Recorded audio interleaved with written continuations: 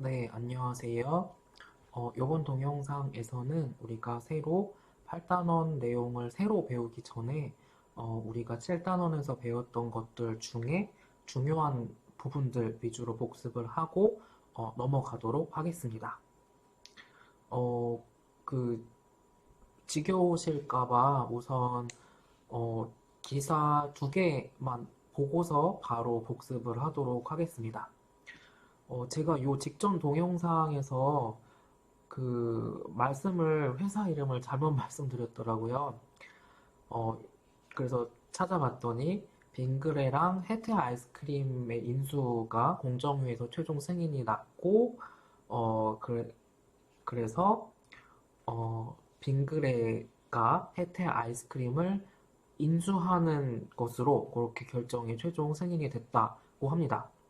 그런데 이렇게 승인이 된 근거를 보면, 빙그레와 혜태 아이스크림을 합계 점유율이 42%라서 롯데 그룹 계열보다 낮다는 거죠. 그러니까 어 뭐 조금 이렇게 거의 과점 50%에 근접하긴 하지만 이 빙그레와 혜태 아이스크림이 아이스크림 시장에서 합친다고 하더라도 어 뭐 시장을 크게 뒤흔들 거라고 공정위에서 그렇게 판단을 하지는 않았던 것 같습니다.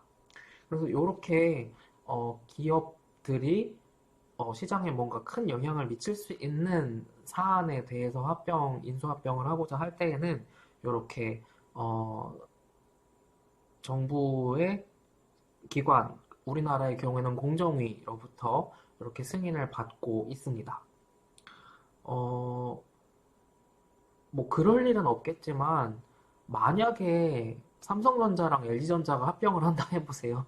그러면 뭐 거의 높은 확률로 공정위에서 승인을 안 해주겠죠. 만약에 그렇게 했다가는 거의 두 회사의 가전시장에서의 점유율이 거의 100%가 될 테니까 그러니까 그런 거를 시장 실패를 막기 위해서 요런 어떤 정부의 개입이 있다라고 생각을 하시면 되겠습니다.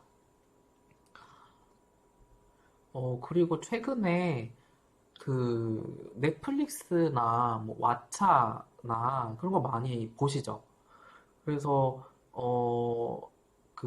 이제 외국의 OTT 서비스 중에 넷플릭스가 대표적이고, 우리나라 OTT 중에, 웨이브라는 게 있고, 그리고 티빙이라는 게 있는데, 근데 또 이런 것도 다 웨이브가 짠 하고 새로 생긴 게 아니고 어 웨이브는 이전에 있던 SK텔레콤의 옥수수랑 푹이라는 게 합쳐져서 지금의 웨이브가 된 거거든요. 옥수수는 SK텔레콤 거였고 푹은 이제 공중파 쪽 주로 방송국들이 컨텐츠 공급하는 곳이었고 그래서 어, 우리나라만 OTT를 본다면 지금 뭐 넷플릭스가 진출해 있고 웨이브 그리고 티빙 그리고 뭐 요런 업체들이 진출을 해 있는 상황입니다. 그런데 지금 CJ 쪽에서 분사를 한 티빙이 지금 웨이브에 이어서 국내 두 번째로 OTT 출범을 하려고 하는데 계획은 JTBC랑 같이 뭔가 투자를 같이 해서 국내 두 번째 통합 OTT를 만들려고 는 것입니다. 그런데 여기 지금 두 번째 단락에 보시면 공정위에서 기업 결합 심사를 요청을 했고 그게 뭐 늦어지면서 뭐 어떻게 됐다라는 내용입니다.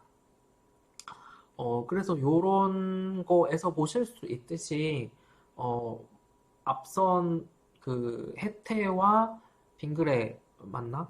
혜태와 빙그레 기업 결합 심사에서와 마찬가지로 이렇게 뭔가 시장에 뭔가 좀 큰 영향을 미칠 수 있는 기업의 결합에 대해서는 공정위의 승인을 받아야 되고 있습니다. 생각보다 많은 어, 사업 부문이 우리나라에서 생각을 해보면 과점인 경우가 되게 많죠. 뭐, 항공사라고 하면 대한항공, 아시아나항공이 거의 국제선은 양분하고 있고 최근에 와서 LCC 중에 제주항공이 좀 이제 성장을 많이 했고 그래서 그 세 개 회사가 거의 3분하고 있죠.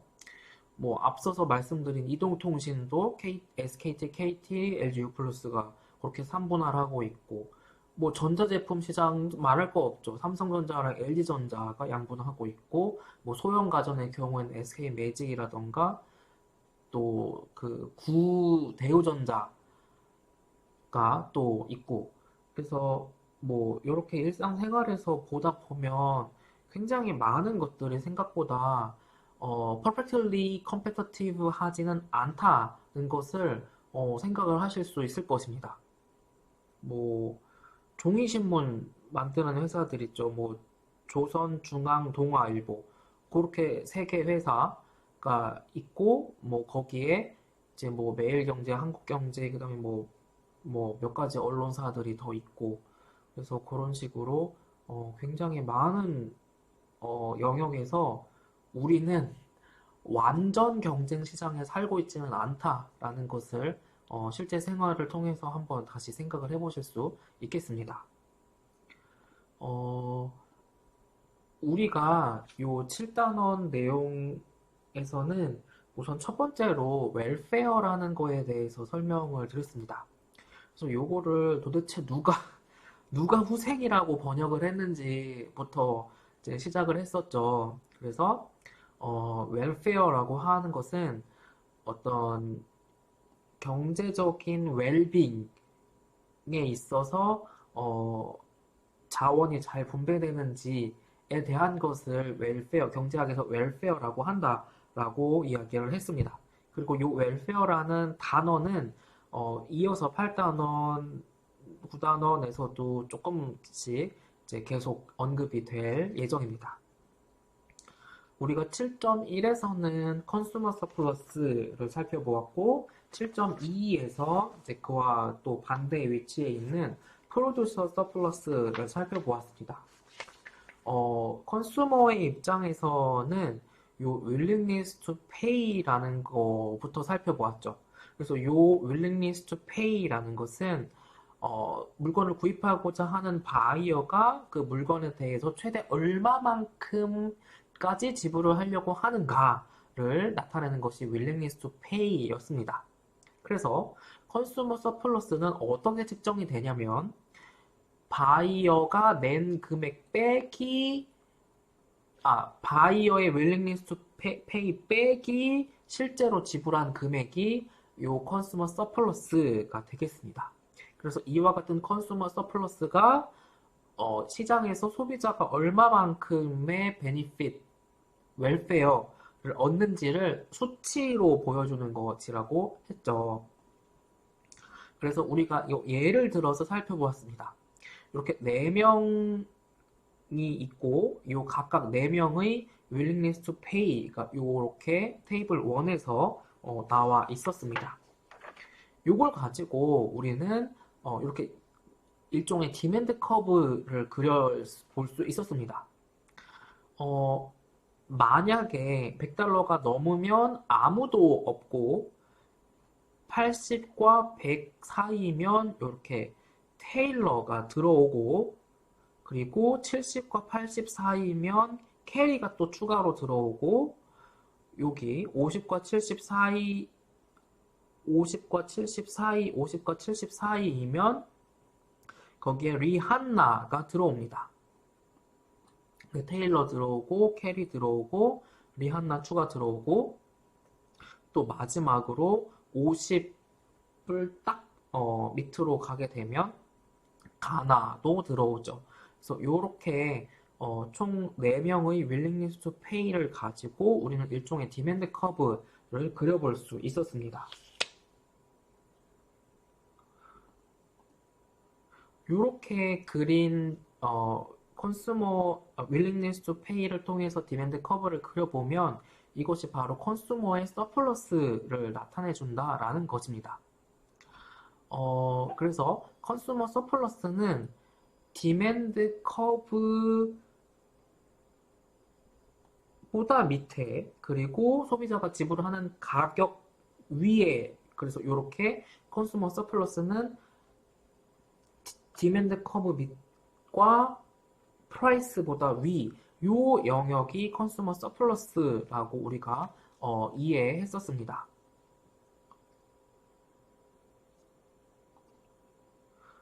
그래서 우리가 피겨 2에서 살펴보았던 것처럼 만약에 가격이 80이다. 그러면 이 테일러 한 명밖에 없으니까 요때에는 컨슈머 서플러스가 20밖에 없다. 그런데 가격이 70으로 떨어지게 되면 거기에 추가적으로 캐리가 더 들어왔기 때문에 이때의 총 컨슈머 서플러스는 30 플러스 10 해서 40으로 증가를 하게 된다라는 것입니다.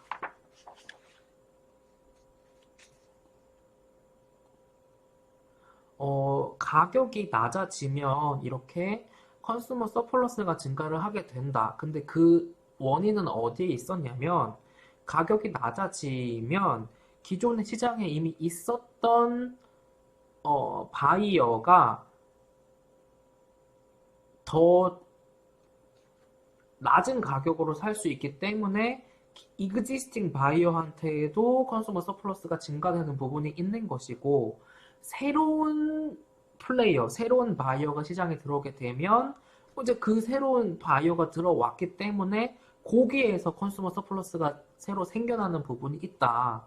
그래서 피겨 2에서 여기에서 요 A번에서 B번으로 이렇게 가격이 P1이었다가 P2로 떨어지면서 요 A, B, C였던 기존의 컨슈머 서플러스에서 요 직사각형 부분이 플러스가 되고 또 새로운 시장에 들어오는 그 바이어의 컨슈머 서플러스가 추가되는 C, E, F 부분까지 추가된다. 그래서 이렇게 가격이 P1에서 P2로 떨어지면 총 컨슈머 서플러스가 A, D, F라는 삼각형으로 확장되게 된다라고 우리가 살펴보았습니다.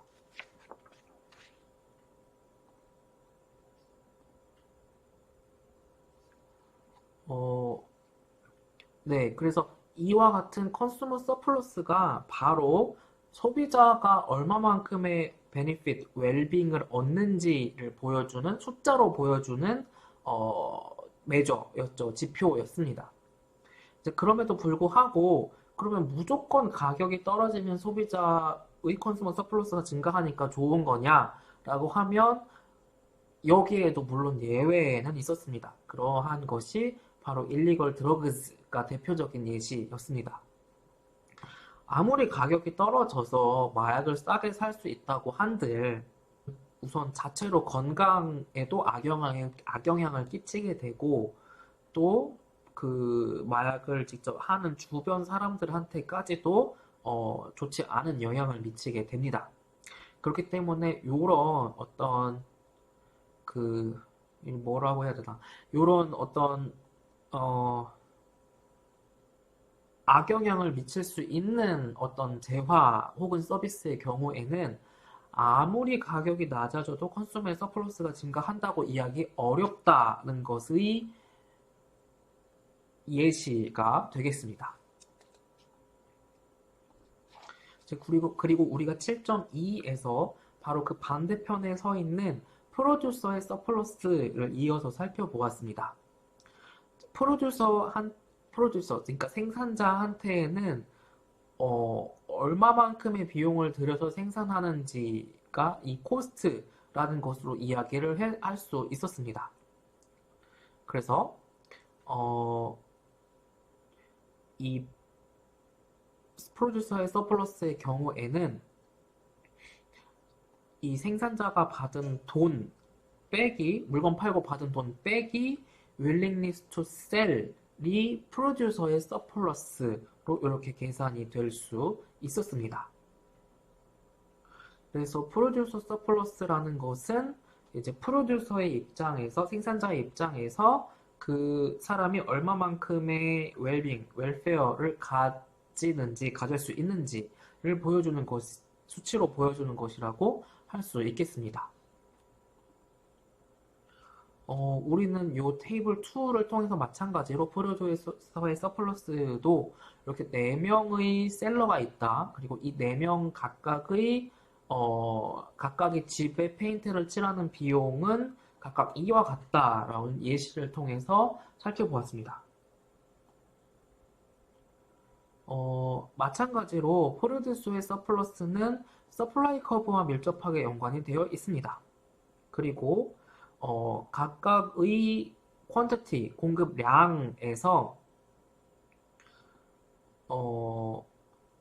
판매하고 받을 수 있는 돈, 비용이 떨어지게 되면 이제 셀러들이 한 명씩 시장을 떠나게 됩니다. 그리고 이와 같은 서플라이 커브는 셀러의 코스트와 우리가 이 서플라이 커브를 이용해서 프로듀서의 서플러스를 계산을 할 수가 있었습니다. 그리고 프로듀서의 서플러스는 서플라이 커브 상에서 서플라이 커브 윗부분부터 프라이스까지가 프로듀서의 서플러스로 그렇게 계산을 할 수가 있었습니다. 그래서 우리가 요 4명의 경우에 만약에 집에 페인트를 칠하는데 $500를 주기로 한다. $500 밑으로 주겠다라고 하면 아무도 이 시장에 페인트 칠을 공급을 하는 사람이 없습니다. 그런데 500이 딱 되면 ND가 시장에 진입을 하게 되고 500을 넘고 600과 800 사이에서는 거기에 플러스 파블로까지 시장에 진입을 하게 됩니다. 그리고 800과 900 사이에서는 거기에 클라우데까지도 시장에 진입을 하게 되고 마지막으로 900을 딱 진입하는 순간 이제 빈센트까지 시장에 판매자로, 그러니까 집에 페인트를 칠을 해주는 공급자로서 진입을 하게 됩니다.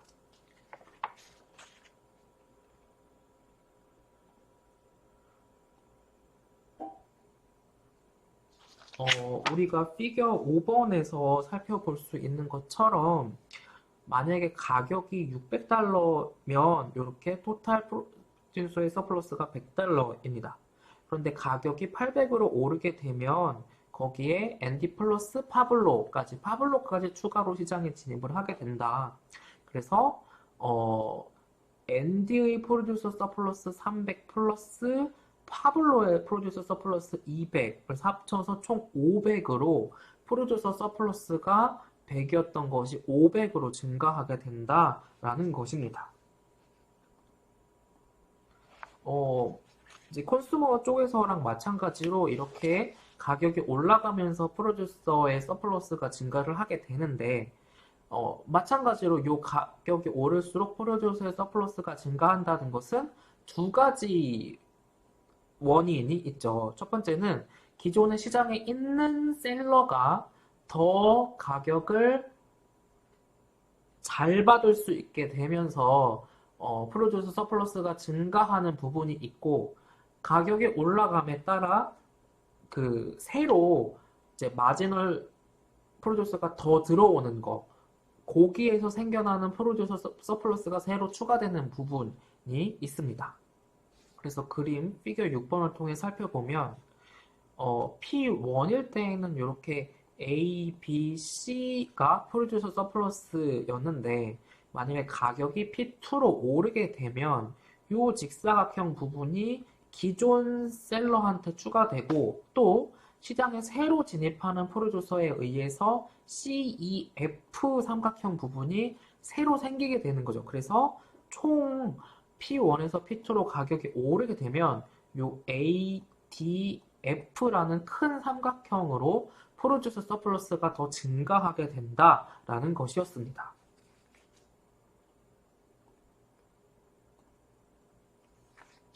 그리고 우리가 7.3 부분에서는 시장의 효율성에 대해서 조금 따로 한번 살펴보았습니다.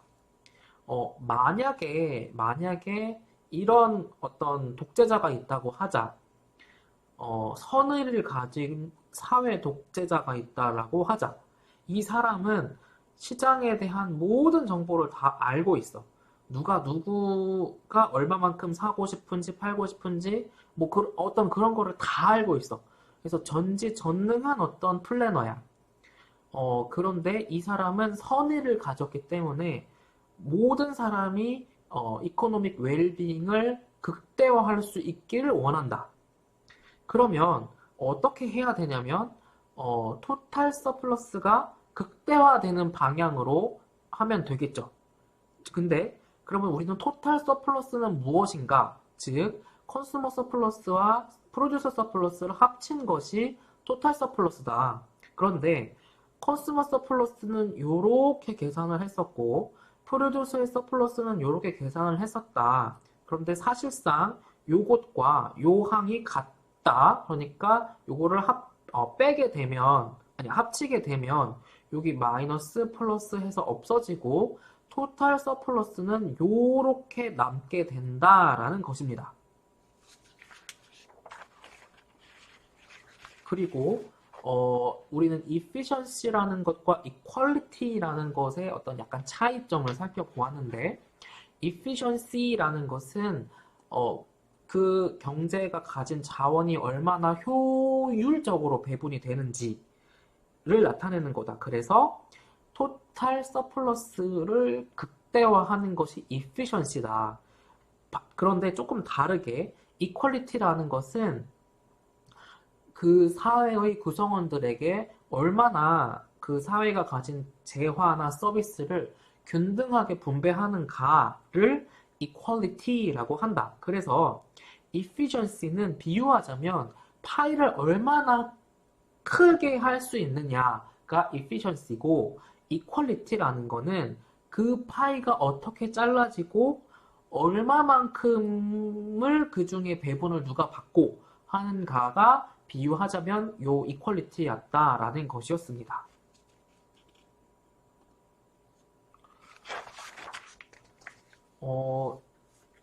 그리고 이어서 B번에서 우리가 살펴보았던 것이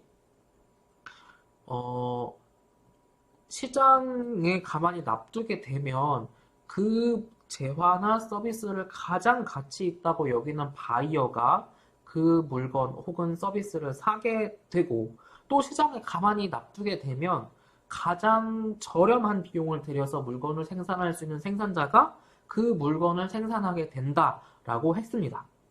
그렇기 때문에 이거는 시장에 맡겨두면 이렇게 극대화가 잘 되는 것이기 때문에 우리가 앞에서 A번에서 가정했던 베니볼런트한 소셜 플래너는 더 시장에 맡겨둔 것보다 더 잘을 할 수가 없는 거죠. 그리고 사실상 아무리 막강한 능력을 가진 플래너가 있다 하더라도 사실상 시장의 플레이어들이 모든 원하는 것, 얼마만큼의 원하는지 그런 거를 다 알지도 못하죠, 사실은. 그러니까, 소셜 플래너가 이코노믹 웰비잉을 인크리즈 할 수 없을 뿐만 아니라, 토탈 이코노믹 웰비잉도 마찬가지로 증가시킬 수 없다. 그러니까, 결론은 뭐다?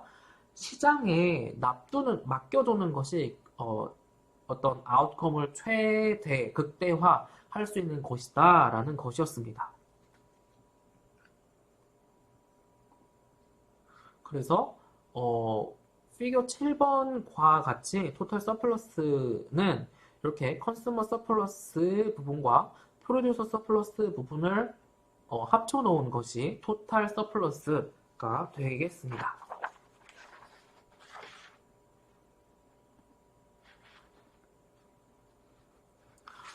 그래서 결국은 이렇게 정리를 할 수가 있었죠. 자유시장에 맡겨놓으면 컨슈머 서플러스와 프로듀서 서플러스의 합을 극대화되는 방향으로 재화나 서비스를 생산하고 분배를 하게 된다. 그리고 이퀄리브리움에서 그만큼의 어떤 균형량이 판매되고 사가지게 된다. 그래서 일종의 아담 스미스의 보이지 않는 손을 이렇게 시장, 그러니까 시장이라는 것에 보이지 않는 손에 맡겨두면 모든 시장에 있는 모든 사람이 베스트 아웃컴을 가져가게 된다라는 것이었습니다. 그래서 자유시장이 일반적으로, 그러니까 항상 이게 중요하죠. 어, 자유시장이 항상 잘한다는 아니고 일반적으로 경제적 활동을 조직화하는 가장 좋은 방법이다라는 것입니다. 그래서 만약에 지금 Q1의 균형 거래량이 있다라고 하면 지금 생산 프로듀서 서플러스와 컨슈머 서플러스가 이렇게 Q1에서 이퀄리브리엄 쪽으로 이동하면서 더 토탈 서플러스가 커지는 거고, 그리고 만약에 Q2에 있다라고 하면 이게 일종의 토탈 서플러스가 음수가 되는 상황이죠. 그래서 요렇게 Q2에 있다 하더라도 이퀄리브리엄으로 찾아가려고 시장에 맡겨두면 요렇게 움직이게 될 것입니다.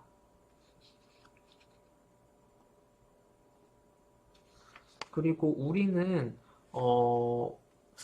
뭔가 조금 이게 뭔가 윤리적으로 적절한지는 조금 다른 문제인데 경제학자들한테 이렇게 물어봤다고 해요. 우리 사회에서 신장이 콩팥을 구하지 못해서 건강한 신장을 구하지 못해서 죽는 사람들이 굉장히 많다. 그런데 일반적인 사람한테 두 개의 콩팥이 있고 그 중에 하나만 있어도 일상생활을 하는 데는 문제가 없으니 그와 같은 콩팥을 사고 팔 수 있는 시장을 만들어주는 것이 어떻겠냐라고 물어봤을 때 약 50% 조금 넘는 경제학자들이 동의를 했다라고 하죠. 이와 같은 콩팥, 그러니까 신장 문제는 이렇게 신장이라는 게 지금은 장기가 거래될 수가 없죠. 불법이고, 또 어쨌든 이게 지금 현 상황에서는 윤리적으로 이렇게 그렇게 하는 게 맞나 하라는 의문도 들고요. 그래서 근데 이제 그런 거 저런 거를 다 떠나서 경제학적으로만 보면 만약에 장기가 시장에서 거래가 될 수 있게 하면 완성적인 공급 부족, 즉 쇼티지도 해결을 할 수 있을 것이다. 라는 것이 어떤 경제만 생각을 한 입장이었습니다.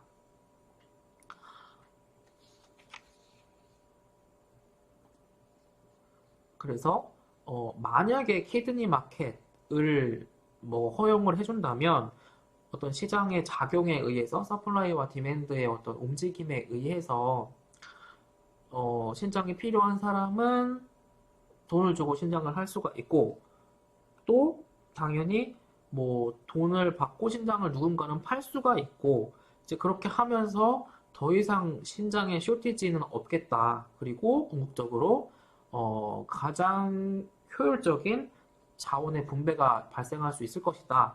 라는 것이 어떤 그냥 다른 것 안 따지고 그냥 경제적으로만 살펴본 입장이었습니다. 이제 그럼에도 불구하고 이런 비판이 있을 수 있다. 만약에 이렇게 키드니 마켓 같은 거를 허용을 해주면 만약에 어떤 뭐 제가 의학적인 지식은 없어서 잘 모르지만 어떤 뭐 희귀한 혈액형이라든지 뭐 그런 어떤 분의 신장을 구하려면 굉장히 비싼 돈을 치러야 되겠죠. 그러면 그런 신장을 찾기 위해서는 또 굉장히 돈이 많은 사람만이 어, 살 돈을 주고 살 수가 있을 것입니다. 그러면 결국 이렇게 해놓으면 결국 돈 많은 사람들만 건강하게 살아갈 수 있도록 하는 거 아니냐라는 그런 비판이 있을 수 있겠습니다. 근데 어쨌든 다시 한번 강조하면 이게 이게 지금 윤리적으로 이렇게 하는 게 맞는가는 우리가 이거는 쉽게 판단을 내릴 수가 없는 문제고 우선 그냥 우리가 요 7단원에서 배운 어떤 경제적인 측면에서만 본다면 아, 혹시 어떤 키드니를 거래할 수 있는 마켓을 합법을 해주면 그게 어떤 면에서는 어, 자원을 효율적으로 배분하는 수단이 될 수도 있겠구나라는 것이 그냥 그렇게까지만 생각을 하시면 되겠습니다. 그리고 우리가 가장 마지막 7.4에서는 요런 두 가지 가정, 시장은 완벽하게 경쟁적이다. 그리고 어떤 시장에서 일어난 결과가 오로지 시장에 있는 바이어와 셀러한테만 영향을 준다라는 이 두 가지 가정이 실제 세상에서는 성립하지 않는 경우가 있어서 시장에만 맡겨둘 수는 없고, 시장 실패가 발생하기 때문에 정부의 개입이 필요한 어떤 때때로 순간들이 있다라는 것이었습니다. 그래서 그렇게 시장 실패가 발생하는 두 가지의 대표적인 사례가 첫 번째, 어떤 하나 혹은 소수의 기업이 시장 지배력을 갖게 되는 마켓 파워를 갖게 되는 경우에는 시장에만 맡겨두면 독점이나 그 과점 기업에 의해서 소비자들이 너무 비싼 값을 주고 물건을 사야 된다거나 뭐 그런 어떤 비효율이 발생을 할 수도 있겠죠. 그래서 그런 경우에는 정부가 개입을 해야 되는 것이 될 수 있다라는 것이고 또 두 번째가 시장에서 바이어와 셀러한테만 영향을 미치냐라고 하면 실제로는 그렇지 않은 경우가 많다. 그래서 대표적인 경우가 externalities, 외부성. 근데 뭐 환경 오염 같은 거가 외부성의 대표적인 예죠. 그래서 시장에 참여하고 있는 바이어나 셀러한테만 영향을 결코 주지 않고 시장 밖에 있는 제3자한테도 영향을 주기 때문에 이러한 경우 정부가 개입을 해서 뭔가 외부성이 최소화된다거나 아니면 아예 발생하지 않도록 정부가 개입을 하는 것이 마켓 페일리어를 최소화 혹은 없앨 수 있는 것이 되겠다라는 것이었습니다. 그래서 여기까지 우리가 이번 동영상에서 7단원에서 배웠던 것들 중에서 중요한 개념들을 다시 한번 복습을 해 보았습니다. 네, 그러면 다음 이어지는 동영상에서 또 공부를 하도록 하겠습니다.